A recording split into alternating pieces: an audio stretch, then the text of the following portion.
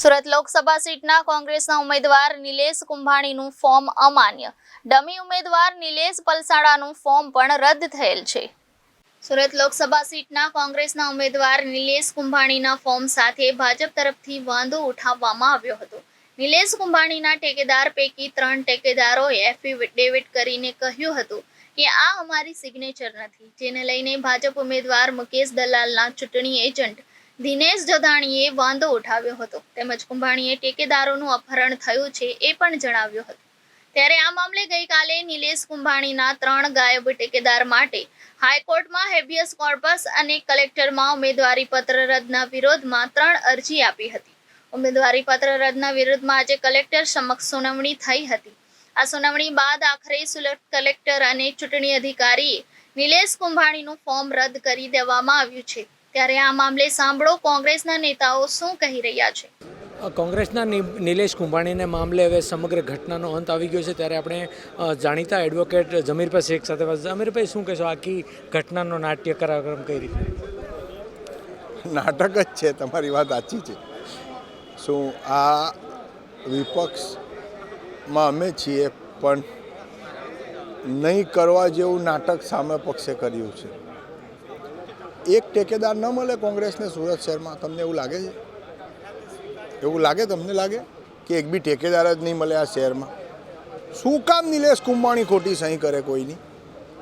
હે, શું કામ? કોઈ કારણ નથી કે અમે ઠેકેદાર તરીકે કોઈની બોગસ સહી કરીએ.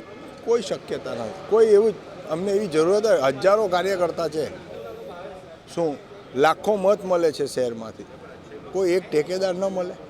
કોઈ 3 જણા આવીને એમ કહે કે અમારી જે છે તે બોગસ સહી કરી, અને તે બોગસ સહી જે છે તે એમને કેવી રીતે ખબર પડી? આજે 3 ફોર્મ હતા એ તો ઇન્ટરનેટ પર વેબસાઇટ પર નહોતા અપલોડ કર્યા, તો 3ને કઈ રીતે ખબર પડી? બીજું કે કઈ રીતે 3 ઠેકેદાર એકી સાથે ભેગા થયા? એક જ ટાઈપિસ્ટને ત્યાં ટાઈપ કરાવે, એક જ સ્ટેમ્પ વેન્ડરને ત્યાં સ્ટેમ્પ લે, એક જ વકીલને ત્યાં નોટરી કરાવે. કોઈ સંજોગ હોઈ શકે? ખોટી રીતે આ બધું થઈ રહ્યું છે. લોકશાહી માટે આ બરાબર નથી. લોકોને આજે નહીં ખબર પડશે. કોઈએ વિચારેલું નહીં કે રશિયામાં જે છે તે એકી ઝાટકે લોકશાહીનો અંત આવી જશે. ટર્કી જે છે એમાં અર્દોગાન એક જ દિવસમાં બધું ફેરફાર કરી નાખશે. કોઈ ધારેલું નહીં કે ચાઇનામાં એકી ઝાટકે થઈ જશે. ભારતમાં લોકશાહીના પાયા બહુ ઊંડા જરૂર છે, પણ અસીમિત સત્તાઓ જ્યારે ભેગી થાય ત્યારે અઘરું છે. આ નિર્ણયને કઈ રીતે જોઈ રહ્યા છો? ખાસ કરીને આ નિર્ણય જે પ્રકારે આવ્યો ગઈકાલથી ચાલી રહ્યો હતો, આજે ખોટો નિર્ણય છે. નારાજ છીએ આ નિર્ણયથી. નારાજ છીએ. કઈ રીતે કાનૂની લડત હવે ચાલવાની? લડત તો હવે મારું તો કામ અહીંયા પૂરું થઈ ગયું. હવે તો હાઈકમાન્ડે નક્કી કરવાનું આગળ શું કરવાનું. મારું પતી ગયું. બિલકુલ. તો હતા જમીરભાઈ શેખ. આપણે બીજા લોકો સાથે પણ વાત કરીશું, અને જે પ્રમાણે જોઈ શકાય છે તે મુજબનું જે પરિણામ આવ્યું હતું, ત્યારે કોંગ્રેસ પ્રમુખ સાથે વાત કરીશું. શું કહેશો આખો જે આ નાટકનો અંત અત્યારે આવ્યો, કાલથી જે ડ્રામા ચાલી રહ્યા હતા, તો કોંગ્રેસને શું આવા જે ટેકનિકલ ઇસ્યુ હોય ત્યારે શરૂઆતમાં કાંઈ વિચારે ખરું? સાહેબ, શરૂઆતમાં ખૂબ સારી રીતે વિચારવામાં આવ્યું છે. કોંગ્રેસ પાર્ટીએ આ વખતે જે ધ્યાન આપ્યું છે ફોર્મ ભરવાથી માંડીને તમામ બાબતમાં, ટેકેદારોથી માંડીને એમના જે બધા એફિડેવિટથી માંડીને બધી જગ્યાએ ધ્યાન આપવામાં આવ્યું છે.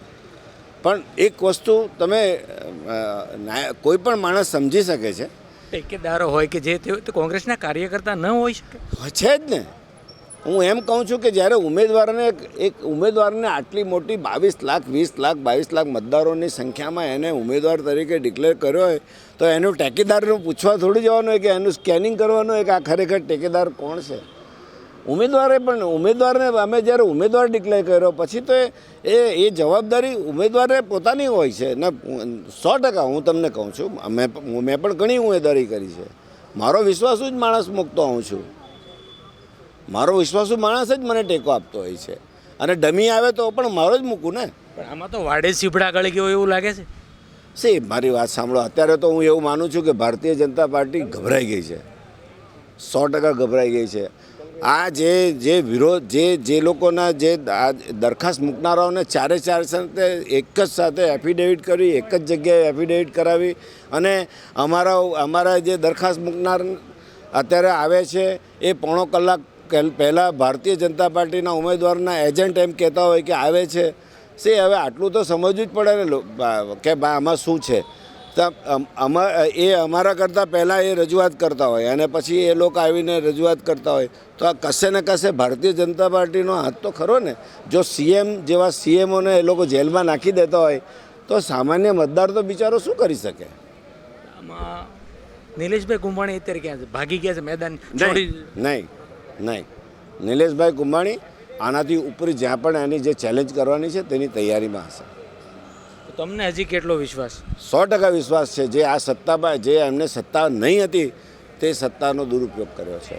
અને હજુ પણ હું તમને કહી દઉં કે જો રાહુલ ગાંધી જેવાને જો આ લોકો અંદર કરવાની વાત કરી દેતા હોય, નીચલી કોર્ટો અને હાઈકોર્ટ, પછી સુપ્રીમ કોર્ટમાં એને એક જ ઝટકેમાં કાઢી નાખ્યું, એવું અમને પણ વિશ્વાસ છે કે અમારી સાથે ન્યાય થશે. જે કામ એમને નહીં કરવાનું હતું, જેની ચકાસણી કરવાનો એમને કોઈ અધિકાર નહીં હતો, અમે ફોર્મ ભર્યું 18મી તારીખે. અમે એમ પૂછીએ છીએ કે અમારું ફોર્મ વ્યાજબી છે કે નહીં, ત્યારે અમને કલેક્ટરશ્રીએ કે કમિશનરશ્રી, ચૂંટણી કમિશનર એમ કહેતા હોય કે 10 મિનિટ થોભો, ને પછી એમ કહે કે તમારું ફોર્મ મંજૂર કરીએ છીએ. પછી એમ કહેતા હોય આજે કે ચૂંટણી જ્યારે સ્ક્રુટિનીમાં છેલ્લા ટાઈમે એમ કહો કે તમારા બોગસને પેલા લોકોને સાંભળીને અમારા ઉમેદવારી પત્રક રદ કરી દેવામાં આવે. આ એક કોન્સ્પિરન્સી છે, બીજું કંઈ જ નથી. આ નિર્ણયને તમે એક પીઢ કાર્યકર્તા તરીકે શું કહેશો? આ નિર્ણયને શું કહેવું છે? આ નિર્ણય લોકશાહીની વિરુદ્ધનો છે. લોકશાહીના ઉત્સવમાં તમામ શહેરના મતદારોએ રંગે ચંગે મતદાન કરવાનું હતું. ભારતીય જનતા પાર્ટી જીતતી હોય તો ભલે જીતે, 1 મતે જીતે કે 10 લાખ મતે જીતે, એનો અમને કોઈ અફસોસ નથી. પણ એક કાર્યકર્તા તરીકે કોંગ્રેસની લોકશાહીમાં જે અમે આજ દિન સુધી કાર્યકર્તા તરીકે કામ કર્યું છે તેમાં ઉત્સવભેર લોકો પાસે મતદાન કરાવવું હતું, અને જેને વધારે મત મળતે, જે જીતી જાય તે જીતી જતે. આવી નાની આવી બાબતથી આવા પોઈન્ટ ઊભા કરીને તમે લોકશાહીને ખતમ કરવાની વાત કરો. અને જે ઉત્સવ છે તે હવે તમે એમ કહેવામાં આવે કે ભાઈ તમે મેળામાં જજો પણ ચકડોળ બગડોળ ફરવાનું કંઈ નથી, અહીંયા જ ફેરવી દઉં તમને, એમ કરીને ઘરમાં જ મેળો બતાવી દીધા, લોકોની વચ્ચે જવા નહીં દીધા. બિલકુલ. તો આ હતા કોંગ્રેસના શહેર પ્રમુખ, અને તેમનો આ નિર્ણયને જે છે એ ભાજપ તરફી નિર્ણય ગણાયો છે. અને હજુ તેમને આ નિલેશ કુંભાણીના ફોર્મને લઈને કોર્ટમાં પડકારવાની પણ તજવીજ હાથ ધરાઈ. સહયોગી ભરત ડોમડિયા સાથે અરવિંદ રાઠોડ, જનાદેશ ન્યૂઝ, સુરત.